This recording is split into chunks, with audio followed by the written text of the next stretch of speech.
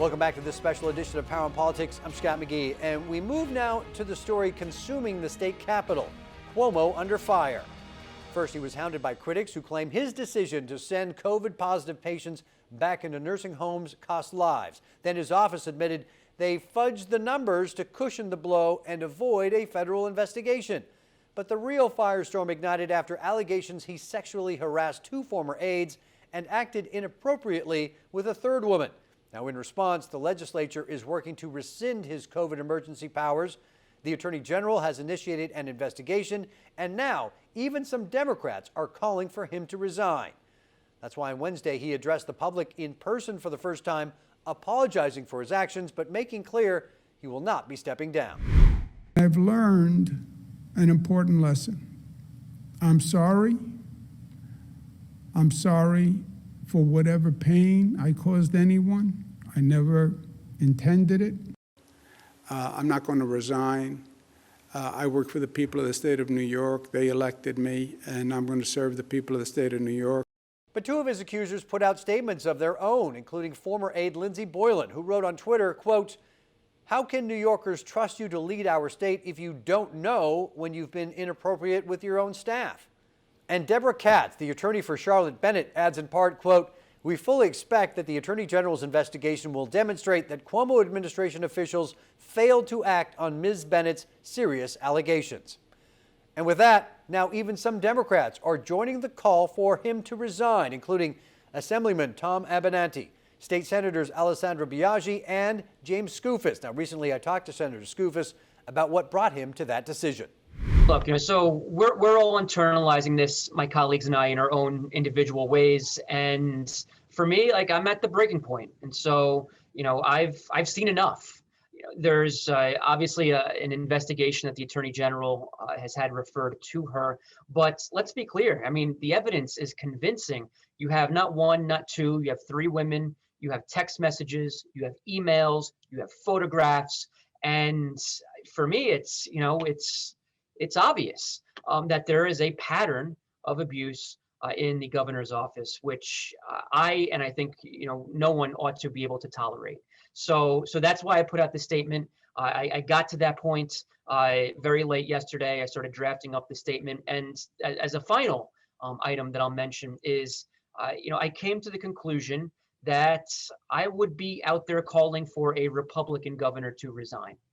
And this is an issue that ought to rise above politics. It's a moral issue, a right or wrong issue in my mind. And so if I would have been willing to call on a Republican governor to resign, then I need to go out and do the same for a Democratic governor. There shouldn't be a different standard just by virtue of him being in my party. Let me ask you this. He came out today, very publicly apologized for what happened and said, he certainly did not intend to make anyone feel uncomfortable, that he didn't touch anyone inappropriately. Is that not enough to at least say, let's wait for the full investigation before we move to the, to the resign stage, or you feel like you know enough already, as you just mentioned? Well, so look, I respectfully, I think it's safe to assume that 2 out of the 3 women who have come forward would disagree that he did not touch anyone inappropriately. Furthermore, sexual harassment it extends beyond physicality, and the things that have been said are really beyond the pale. Where the governor asked one young employee, would she be willing and open to having sex with older men? And so, and then as a final point, intention is not of primary consequence here. Regardless of whether he intended it or not, it happened. And I'd also point out that the governor, for whatever reason, continues to qualify some of these apologies if they felt uncomfortable, if anyone felt as though they were harassed. I am sorry. We're beyond that. They obviously felt like they were harassed. That's why they have spoken up and taken this courageous step. So look, I think it was important that he came out after a week of not really saying anything or doing anything. I think it's important he came out today. But this, I certainly stand by my statement, and I do believe that there needs to be accountability. So this happens at a very important time in the state. We have a budget due in essentially 4 weeks from today. And it's going to be a difficult budget as it is with the loss of so much revenue from COVID. What does this mean, for the folks at home that, I'm concerned about, sexual harassment and all that stuff, but I'm also concerned about getting kicked out of my house and keeping my lights on and having my kids fed, so that's great that those things are going on, but I got my own problems. What do you say to those folks? Well, so I say to them that we still have to do the work that we're tasked with doing. And the most important task in front of our face, as you noted, is enacting a budget and making sure that we take care of our schools, we take care of people staying in their homes amidst the pandemic and keeping folks safe. That all remains very important. What I will say, and this is part of the equation here, there is this dark cloud that exists over the Capitol, and the current situation does make it extraordinarily difficult for us to do the important work at hand that we must move forward with. But we have to do it.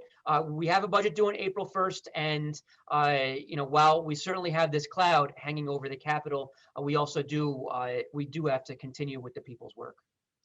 And so what is, we're getting a few Democrats like yourself. There's a few people who have gone on record now. What is the feeling when you talk to your colleagues, both on the Democratic side, and I assume on the Republican side too, if you are talking to them?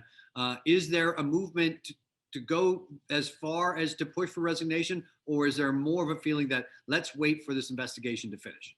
Yeah, so it varies. As I said, we all internalize what's been going on a little bit differently.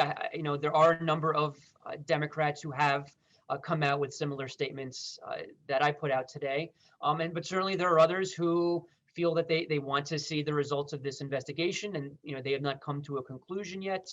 And I will say though that everyone's got a breaking point, and if another individual comes out and alleges sexual harassment in the workplace with the governor, I think you will see a number, perhaps many, additional colleagues reach their breaking point. And so it varies. I do not judge any of my colleagues who may not be in the same space as I am. And we will see what the rest of today and tomorrow brings. All right, James Skoufis, State Senator, thank you very much for joining us. Thanks very much. Well, coming up, the investigation is underway. It's a very gray area as to how hard they can go at him and whether he will and how he will react. And the more things like that come out, the more hot water he's going to be in. The governor says he won't resign, so what could the future hold for him once the investigation is over?